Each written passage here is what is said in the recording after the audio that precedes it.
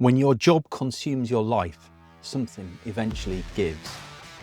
In this episode of MarketPulse, we meet Kathy Archer, a former non-profit leader who learned that success without integrity always comes at a cost. After hitting rock bottom, Kathy realised leadership wasn't about working harder. It was about aligning with who you are and what you do. Her story explores burnout, personal reflection, and the moment she decided to change everything. If you've ever questioned whether your values still match your work, this conversation will hit home. I didn't know if I wanted to do the job anymore. I didn't know if I wanted to stay in the sector anymore. I just, what was the point? I had tried so hard and this is what everybody gave me. Like, it's the inner, I call it just that ickiness. You're not being true to yourself. You're not being true to your values. Something's off. At one point, my son was in a car accident. 16 years old, new to driving. First, he's not wearing a seatbelt, flips the car end over end, and is thrown out the back window. Miraculously, he did not have a broken bone. A mismatch of values. Family is incredibly important to me, right? And yet I put work over my family. And so that mismatch of values was that sign to me, that icking. I could feel the tension. And yet I just powered through. I'm hunched over my desk, whispering into the phone with tears running down my face.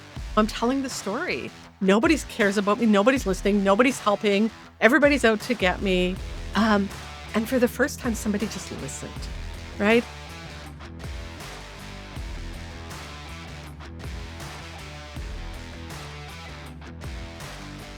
Ever felt like you're drowning in your leadership role? This episode is about finding your footing again and building a leadership style rooted in confidence, clarity, and purpose. Kathy Archer spent years as a non-profit leader, managing complex programs and supporting vulnerable families, whilst secretly teetering on the brink of burnout. Her transformation began when she realized leadership wasn't about doing more, but leading better. Today, she's a leadership development coach helping women in non-profit roles lead with clarity, confidence, and strength. Through her books, podcast, and training library, Kathy's on a mission to empower overwhelmed leaders to reclaim their purpose and make a real impact without losing themselves in the process. Kathy, welcome to the show. I'm excited to be here. I apologize. It's been some time since we first spoke. It's took a bit of reorganization of our lives to get you on here, but I'm so pleased to have you here today. I'm excited to share your story. Thank you. It's going to be fun. So I'm gonna just dive straight in, Kathy, and jump right back. You spent over a decade supporting families and managing programs, leading non-profit teams. Yeah. What point did you realize something wasn't quite right, that you needed to change something? When I hit rock bottom, I had been doing well. It hit a low early in my career. And at that point in time, I realized I needed to go back and get the training. Often we're moving into leadership positions without that training and support to do the role. So I went back to school, got my management degree, did some work on myself to get to that point where I started to grow and develop my team. And we were really a succinct, strong team. We were doing some incredible things. And as a result, we got this large, big new contract that left me scrambling to keep up. And so instantly overnight, more responsibilities and more travel and more staff and bigger budget and all of this kind of stuff. And so I did what most of us do. I doubled down. I worked harder. I stayed later. I, dove in deeper and kind of lost sense of what I was really doing along that way. And my staff sort of kept telling me, like, you're not listening, you're not helping, you're not there for us, you keep pushing us to do more. And I'm like, come on, we got more to do, right?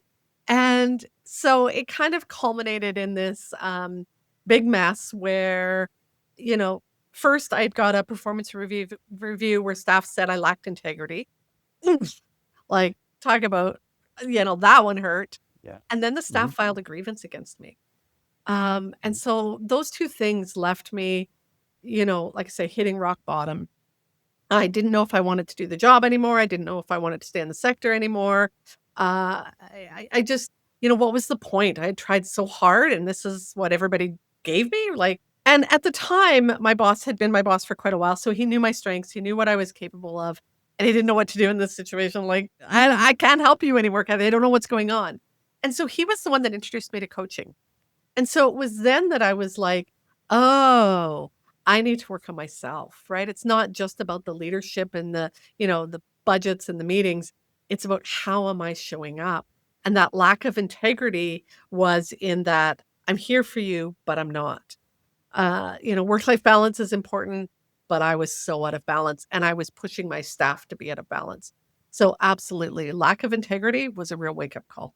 That sounds, incredibly painful, but absolutely candid. And I was going to ask you originally, what does burnout look like? Hmm. But I think there's a better version of that question, which is knowing what you know now that you probably didn't know at the time. What did burnout actually look like?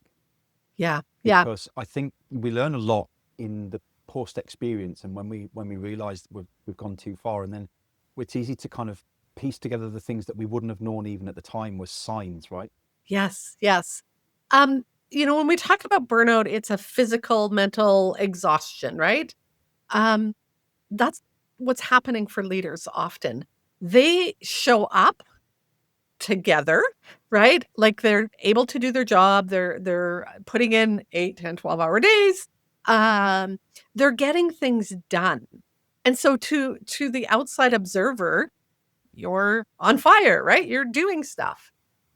It's the inner, I call it just that ickiness. You know you're not being true to yourself. You're not being true to your values. You know something's off. Um, at one point, my son was in a car accident. Um, 16 years old, new to driving, first snowfall of the year. He's not wearing a seatbelt, flips the car end over end, and is thrown out the back window. Wow. Miraculously, he did not have a broken bone. Fine for the most part. I was 8 hours away at a meeting, or at training actually. And I was, shut my phone off at 8:30 because we're going into training. So at 10 o'clock, I turn my phone on. It's full of messages from my husband, right? And so I call him and he tells me what happened. He's like, he's okay. He just came out of x-ray. Like he's in a lot of pain, but stay. So my husband tells me to stay at training. And of course, I'm, learning and getting stuff done. Absolutely, I'm going to stay. And so like 3 days, I finish up the training. On the third day, I'm set to travel to the other side of the country to go to management meetings. I went instead of coming home.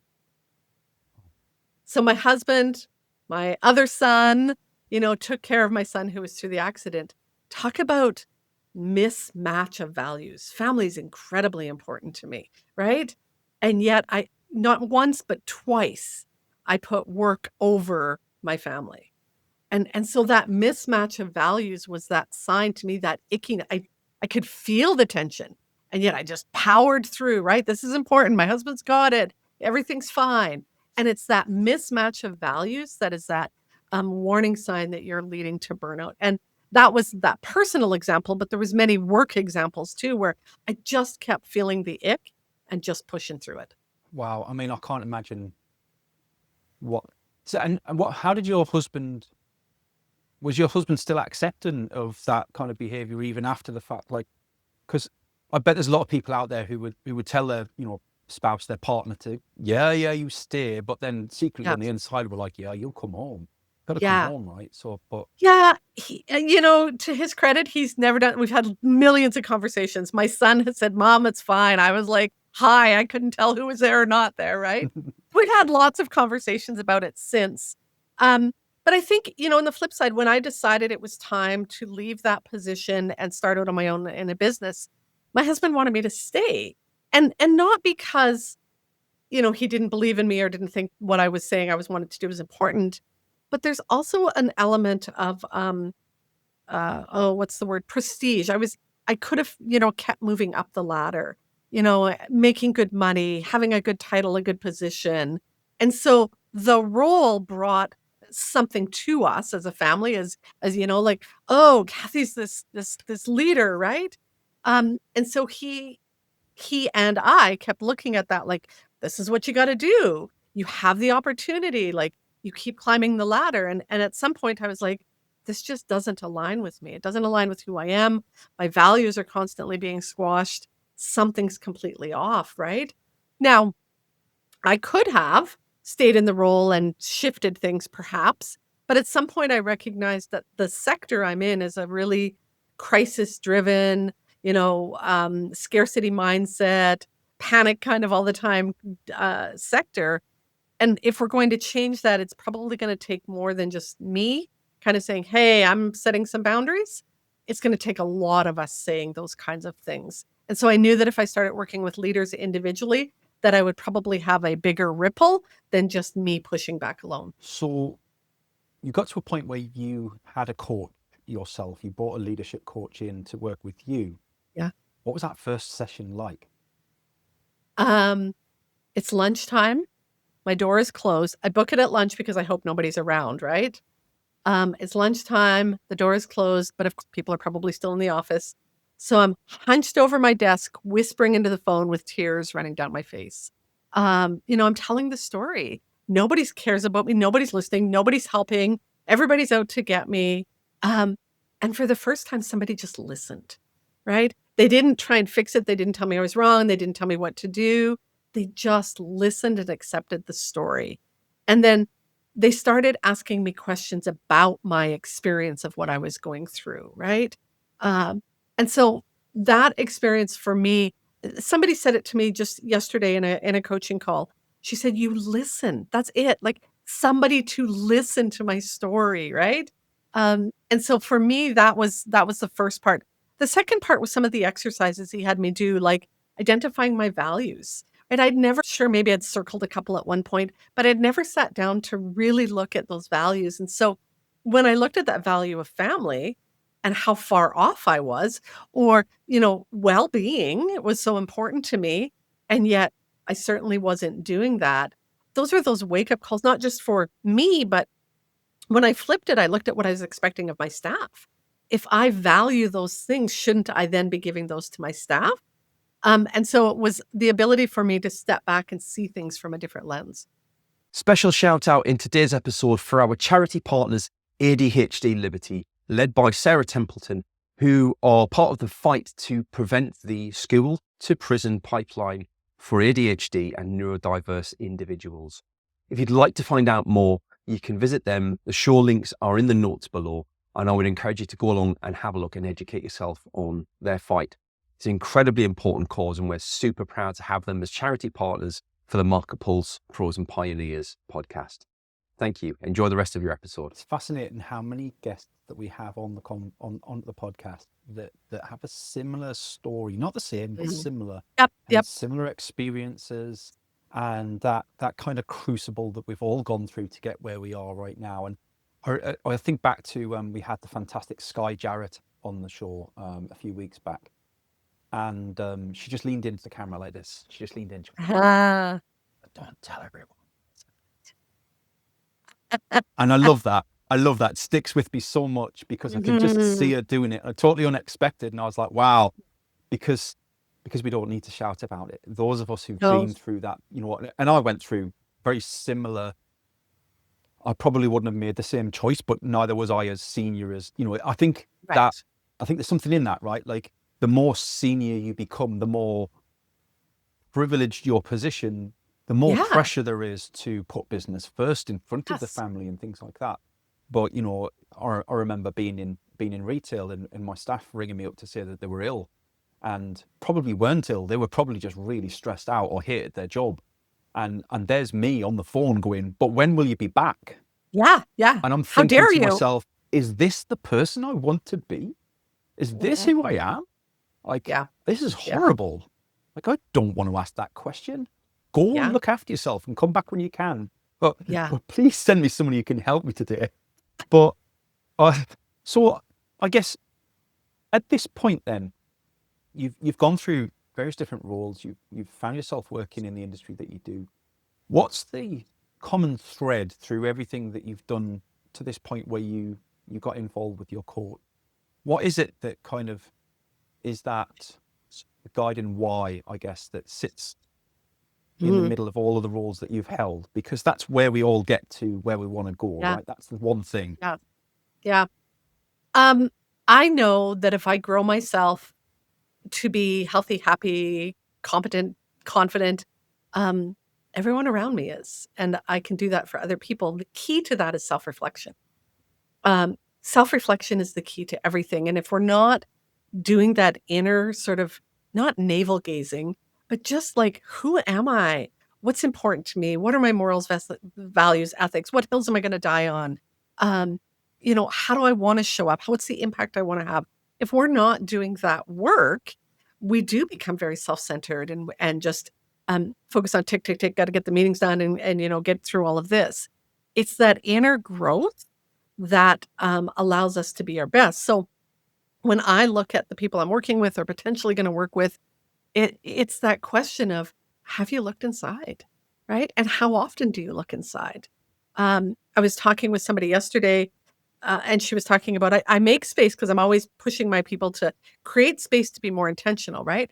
I make space to get my calendar ready and plan my week and all this kind of stuff. And I said, I get that, but do you make time to ask yourself, how do I want to show up in this meeting? What's the impact I want to have? How do I want these people to walk out of this meeting feeling? Do you make space for that? Even like a minute before you go into that meeting? Because that's, I'm always talking about character, right? That's the character, your reputation. That's what people think of you, not, the agenda items and, how long the meeting was, but who showed up to run that meeting. That's the impact. And self-reflection is key to that. Do you think that there was a point in time before you got involved in coaching that perhaps you were, I guess, swapping that success for the things that you really enjoyed doing? Like it kind of it ticked the box in terms of dopamine and fulfillment, Yeah. and but Yeah. actually you were kind of conning yourself, right? Yeah. Yeah. There was, pre kind of leadership. And then when I found myself again, there was a period of time where one of my top strengths is learner. I love to read. My place is stacked with books all the time. I didn't read for years. Like, like not a book, right? Um, and the learning I was doing was so focused on whatever we needed to learn at that moment, right? It wasn't filling my soul. I stopped doing crafts. Like I love to crochet and paint and do that kind of stuff, gardening. And yeah, there was that period where I just didn't have the energy or the focus or the time or the desire to do the things that made me light up. And so yeah, the hits I was getting was got that task done, got that meeting done, hired somebody, got the office set up, right? And yeah, it wasn't the same. I love that. I love that. And I think there's a lot to learn for a lot of people from that. And it resonates so much because, we were talking before the episode started on Monday. I was at a spa day for my wife's Yeah. 40th birthday, and we were sat at the spa. And it was the second part of a conversation that I started when my son was in the house the night before. And he's 7, almost 8. And we were talking about how I love reading Stephen King books. I've got all of the books, all of them. Mm, And I haven't read Stephen King. I haven't read anything in years because the kids came first. Kids came yeah. first, Yeah. then I was working. And by the time I'd done all of that, I'm tired. I just want to relax. I haven't got time to read. And actually, I was kind of putting it that I didn't want to not speak to my wife because I was reading a book. It feels kind of Yes. rude, right? Yes. Yes. Oh, we should be Yes. spending the time together watching the Yeah. TV, not Yeah. speaking to each other. Yeah. And when I said that to my son, kind of there was a moment that was in my head was like, really? So you're going to pretend to watch the TV when actually you're just going to stare at your phone, but you're going to Yeah. not read your book because you want to be able to talk to your wife, which you're not doing anyway. And we were sat at the spa, and I went, I'm going to start reading again. And she looked at me and she smiled, and I was like, yeah, I'm going to start Yeah. reading. Not every night, but some nights I'm going to have a book down there and I'm going to start reading rather than watching the TV. You can have the Yeah. TV on and you can watch it, or you can Yeah. play with your phone if that's what you want to do. I'm going to read because I haven't done it for Yeah. ages, and I actually really miss reading Stephen King. And she Yeah. was just like, I don't know what I expected. I kind of, part of me thinks, would you, like, she's not going to be angry with that, right? Like, but like part She of was me probably half like, expected duh. it. Yeah, like why haven't they been doing it before now? So that conversation really kind of brings that to life for me. Yeah. Um, So let's go back to your journey then. So you've gotten involved with a coach yourself. You're starting to realize all these things are not aligned with who you are. How do we get from there to the point where you realize that coaching is the thing that you want to align on and become? Yeah. I think I knew the minute I had my first coaching call. It was like, oh my God, this is it, right?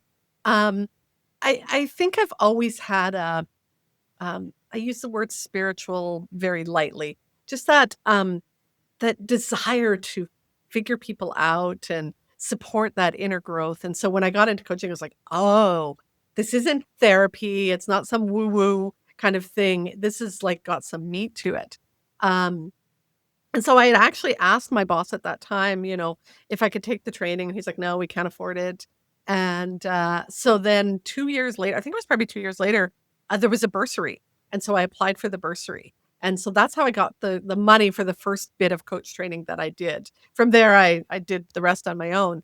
Um, and at that point in time, I probably could have stayed in-house and coached, but it wasn't offered to me and I didn't ask for it. And probably that's best because going out on my own was important. I knew when I went on my own that I wanted to coach, but I think I'm also a teacher at heart. Like I love to learn and I love to share. And so much of what I do is that combination of coaching, teaching. And people at the time, said to me, oh, you could join this consulting agency and teach these courses, or we all need this kind of lessons. And I'm like, no, I want to teach my own thing. And so, I started with that kind of process. The other piece to it was, why the nonprofit sector and why women? And certainly, I heard more than once a week, you can make more money coaching in big business. Like, why are you sticking to the nonprofit sector? Or why are you narrowing your niche to women, right? Like, there's more out there. But in my heart of hearts, I know, and this is what you were asking me earlier, that's what I'm meant to do is support women in the nonprofit world. I was there. I was challenged by it. It does not need to be that way. There is another way. Um, and I'm going to give back to this. And so the prestige of, whatever I could have done isn't as important as making this difference. It fills your cup. I can see it from the 100%. conversation. Yeah. And 100%. this is a conversation I have a lot with people when they talk about starting their own podcast as an example, right? Yeah. People realize there's a value in it and they conjure up an idea for a podcast, which is brilliant, but they forget to align it with what makes them happy. Yeah. Yeah. And the reason most podcasts don't get to episode 10 is because they burn out. Half of it is because they don't have a process and all the rest of it. That's fine. Yes, Okay, yes. we know that can be taught. But your podcast being aligned with what gives you energy is what helps you get past episode 10. And it's the same story, right? Like, Yes. you've got to be, if you are doing something that you seriously enjoy, then it doesn't feel like work. But that's also dangerous, right, Kathy? Dangerous because yes, for us, so I have a podcast. It is not a regular podcast, and I could probably benefit from the work you do 100%. It's at episode 100 and something. But I also blog and I've published 2 books. Thank you. And so at some point, we have to, and this is true whether you are in a leadership position or an entrepreneur, you have to narrow and focus. What is it that you want to focus on? And, writing for me has been a really big part of my journey. I love the speaking and getting out there, but you got to get help to do it. Like it's not something you can do on your own. And so when I'm working with anyone, again, we're starting with what are your values? And if your value is to have energy left at the end of the day for the rest of your life, so you can spend time with your kids and read and take the dog for a walk and go to the gym and whatever else you want to do, you can't do it all in your 9 to 5, right? And so that's that setting boundaries and being clear and what speaks to your heart? Do that. That's what gives you energy. I'm a Gallup certified strengths coach, and when we're looking at leading with your top strengths, they're energizing, they're engaging, right? They fill you up. If you're trying to do the work from the bottom of the list, it's draining. Like it just is. To come back to the word character, you used the word character before, Yes. and I know that's a big part of your business and your way you coach. And I'd probably call that personal brand. right? How people Mhm. think of you when you're not in the room, extremely Yeah. important. And Yes. whenever we say personal branding, everybody rolls their eyes and think you mean you've got to get thousands of views on your latest LinkedIn post. It's what people think of you when you're not there, what Yeah. doing the right thing. And but I wanted to ask, values, ethics, morals, why are they so overlooked in today's kind of leadership landscape? Why is it that they're not what we promote people by? Yeah. Because we're a driven society that wants to get stuff done and achieve things, right? We've created, I mean, KPIs and goals and targets and all of this kind of stuff. Um, the best leaders balance task and relationship.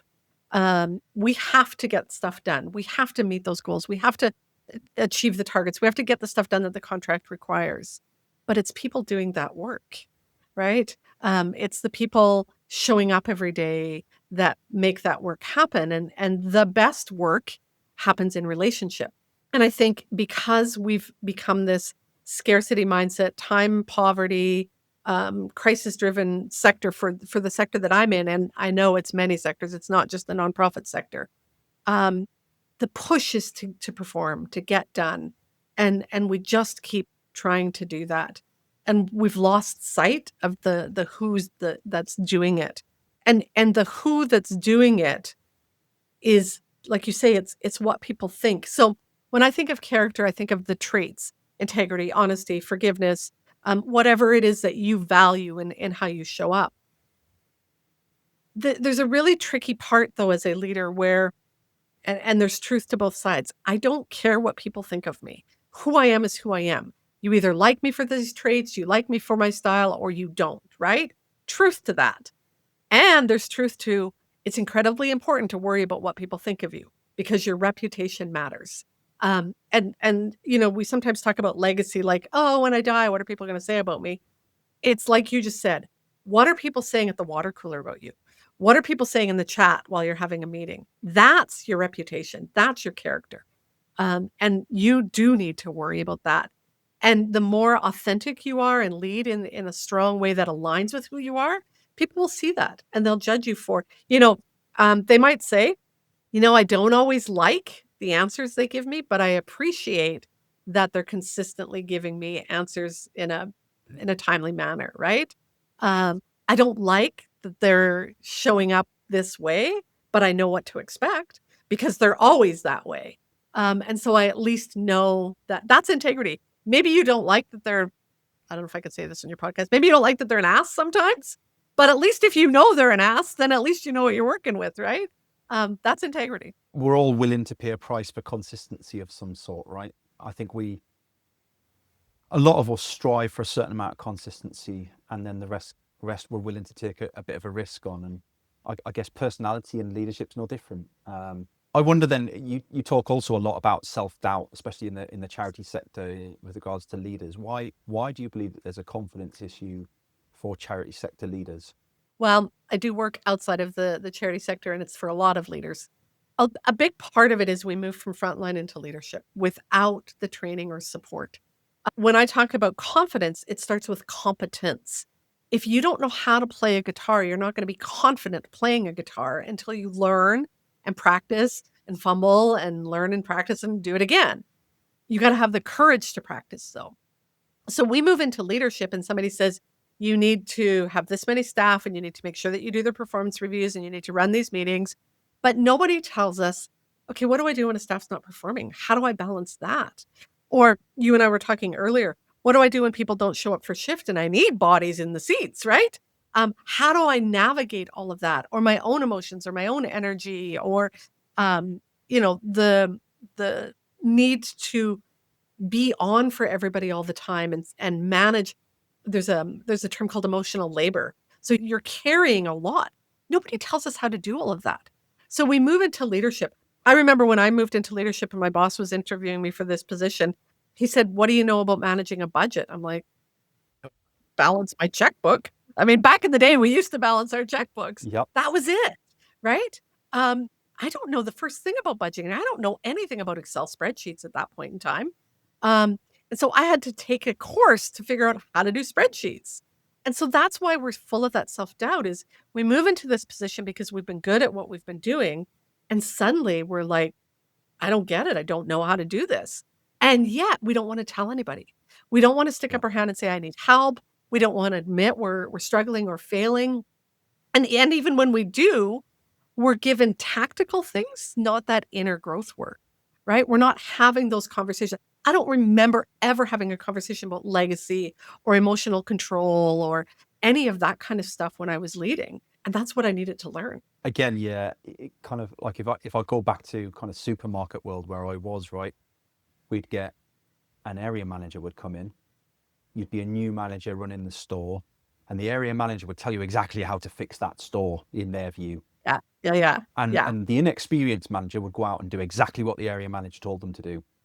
And the area manager would come back in 2 months and the store would be burning down. Everyone hated Yes. the store manager hated Yep. themselves. I don't understand what's going wrong. You told me to do all these things. I've done all these things. I did this jobs list and it still Yep. didn't work. And it took me probably about 7 or 8 years of this experience over and over and over again to realize that you had to turn around to the area manager and go, I understand that you want results. That's fine. But if I do things your way, this is going to burn to the ground. So I'm assuming you don't want that. So you go and do your job and disappear to somebody else for a while. I'm going to do what you pay me to do, fix this place. Yep. In the meantime, some things are going to burn because I need to take Yeah. time to do things right. Some platforms are just going to be left to rot. I'm sorry, but that's Yep. the way it is. But I guarantee you in 2 months' time, you will see results. And we Yeah. come back to it in 2 months' time. And despite their frustrations that I haven't done some of the things that they wanted done, things were starting to move nicely and it was easy all of a sudden. Yeah. And I think it takes that. You're right. You've got to be prepared to learn. You've got to be prepared to ask for the help. But you've also got to be able to, if you're in that position of that senior leader, you've got to be able to offer that help and that construction. And you're so right. So I see this in sales a lot, right? Is the best person who gets the most commission, who's on the President's Club, get promoted into a sales leader. Newsflash, the skills that got them there probably aren't even conducive to being a good leader, let alone does it teach them anything about being a leader. And then we wonder why the rest of the team is now missing their targets because they've lost their strongest salesperson holding the team up, who now can't focus on their own targets anymore because they're running around worried about everybody else's targets. And nobody's learning anything because we're all just running around like headless chickens and it's awful. You see it time and time and time again. So I think the work that you're doing is so important, Kathy. What do you think most people get wrong about that kind of personal growth and leadership development then? What could they be doing from day one that would support the sort of things that you help leaders with? Because ideally, we don't want them to get to crisis mode, right? We want to help them ahead of that time. The biggest thing is the mindset shift that this is something that happens outside of work to this is the work of leadership, right? I want to take a course on growing myself or I want to do some journaling. I have to fit that in outside of work. When you shift that mindset and go, this is what leadership is inner growth and stuff, you start to do some of that journaling at work. You start to take some of the courses that are maybe more mindset or, personal growth courses during your workday. You start to do that self-reflection as a part of preparing for meetings. So it becomes just who you are and how you show up versus something that happens after work. That's the biggest shift. But Kathy, how do we make time for that? Because we haven't got time as it is. You don't make time. You create that space. And that's, again, that shift that this is more important than some meetings that you have on your calendar or some of the work that's required to be done. And when you do it, it actually makes the rest of your work easier. But you're not going to know that till you try, right? And so what I often talk to people about is micro moments. So inside my membership, I teach a course called Wellness at Work. Because again, if you're waiting to fill, you ask me about burnout later. If you're waiting to fill your cup back up at the end of the day, you're never going to get it back to full, right? Going to the gym once, 2 or 3 times a week is not going to do that. It's those micro moments of getting up and stretching and making sure you're fed and going to the bathroom and all those kind of mini, like what can you do in a minute or less, right? The same is true for self-reflection.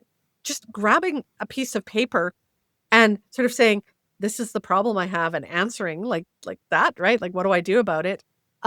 Or like I say, 2 or 3 minutes to just step back. And maybe it's while you're walking to the bathroom to go, how do I want to show up in this meeting? What's the impact I want to have? What do I want this person to feel as a result of our conversation?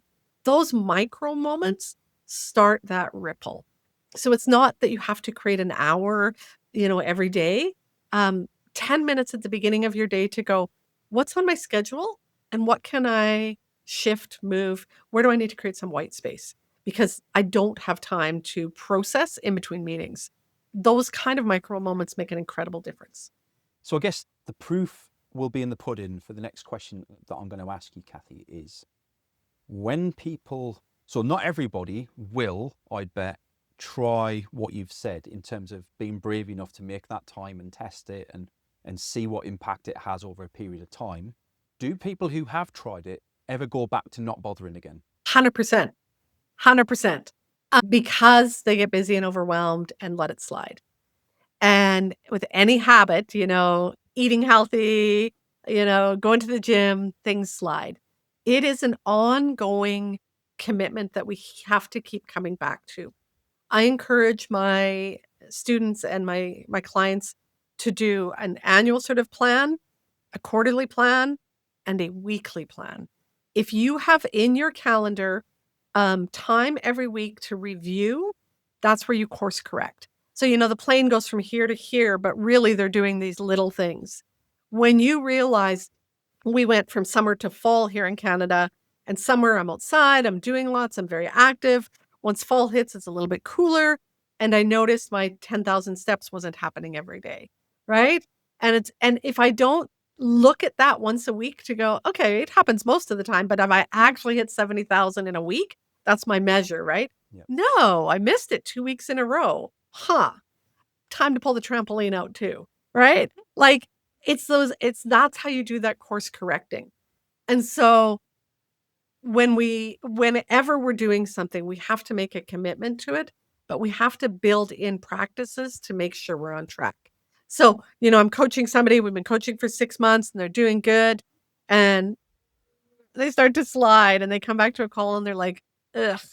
And so we regroup. Um, that's why, like my membership is a good place for people to like have that. You know how when you go to the gym, you have that sort of partner or you have a walking buddy. It's important to have a place that kind of reins you in. Sometimes it's your spouse. We're all going to fall, right? That's just human nature. Um, the question is, how long do you want to feel icky for? Because it's Yeah. entirely up to you. Yeah. It's kind of accountability, I guess, of sorts. Yeah. It's not Yes. quite, but it's on the same lines. So 100%. Yeah.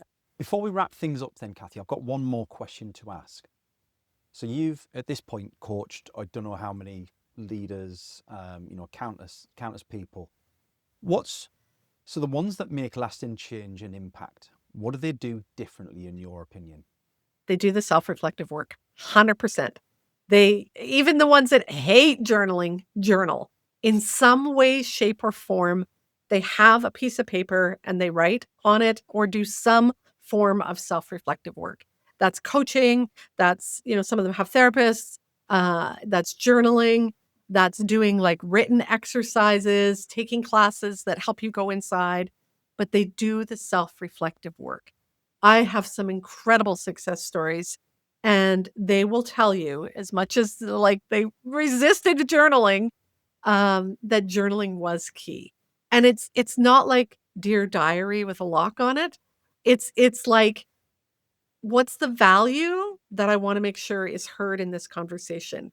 What strengths can I bring into this challenging problem that are going to help me and my team get through it? That's the kind of journaling I'm talking about. Or where I got triggered today, like what happened? Like I literally flew off the handle.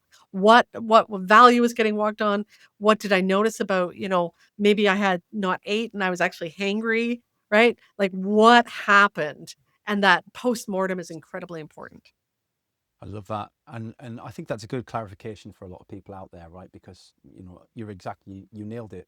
In much the same way that people believe personal brand is something you build on social media, journaling is something that is a bit woo-woo, and it's very much dear diary, dear John. Yeah. Yes. And I think that's incredibly helpful for people out there. It's maybe that's the starting point for somebody to go, maybe we could do that. Yeah. Kathy, it's Yeah. been an absolute pleasure having you on the show today. I've thoroughly enjoyed working through your story and sharing that with the audience. Is there anything you'd like to leave the audience with as a last few words? Well, thank you. I enjoyed your questions because whenever I get questions like this, it does help me think and process my own journey, but then think about other people's journeys. Um, just the decision is up to leaders. If you want to change, you don't have to wait for somebody to give you training or tell you what to do or how to do it. It's a choice you get to make, and you get to make it in your own little world, and get to start making those changes internally that will have that ripple out, regardless of your situation. Man's Search for Meaning, Viktor Frankl. He was, in the Holocaust world, and yet he said nobody can take away what's going on inside us, and that's the truth. We get to make those decisions. Kathy, it's been fabulous having you on the show today. Thank you so much for your time. Thank you so much. And thank you at home for watching and listening along. Please do give us a subscribe. And if you know somebody that would make a fantastic guest, just like Kathy, please drop me a line. I'm always looking for new guests for the show. This is your podcast. We do this for you. And I'll see you next week. Bye-bye. Thanks for joining us for today's show. I hope you enjoyed it. If you'd like to feature on a future show, or you've got some ideas for folks who would make a great guest, please drop us a line. Contact details are in the show notes, and I'd love to hear from you. Your host today was me, Paul Banks, founder at Javelin Content Management. Here at Javelin, we specialise in helping busy business owners just like you to repurpose video content, taking all the stress and tech problems away and turning your long-form video into literally hundreds of pieces of content without breaking the bank. We describe it as getting ideas out of your head into video and out to your socials. If you want to launch your personal brand, become the vendor of choice for your audience, or maximise your sales revenue impact, we'd love to hear from you. Join us next Wednesday for the next episode, and don't forget to subscribe and give us a review. Our podcast is only possible with your continued support.